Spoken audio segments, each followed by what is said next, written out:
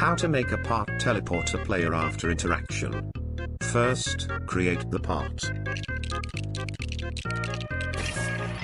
Now duplicate it and name it however you want.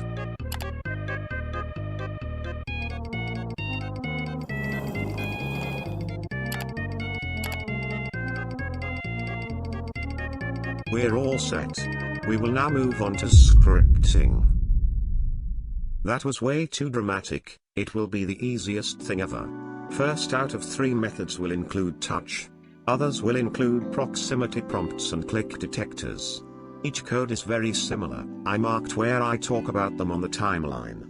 After adding a script to the part that will teleport a player and copying the code I wrote, this is what you should end up with. We create our variables, and create the function. Here, we check if it was the player who touched the part, and if so, set the player position to the position of a part we want to teleport them to. As you can see, it works like a charm. Now, instead of touching the part, we will click on it. Remember to add a click detector to the part. As you probably noticed, the code looks almost the same. Variables here, function here, and teleportation here.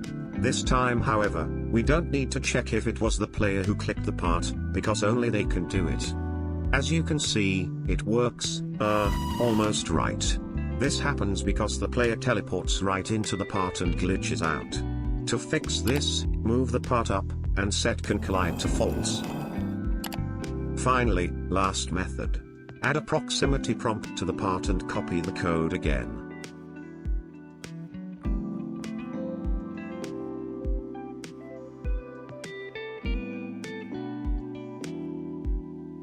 The code is practically the same, only this script signal changed for the proximity prompt.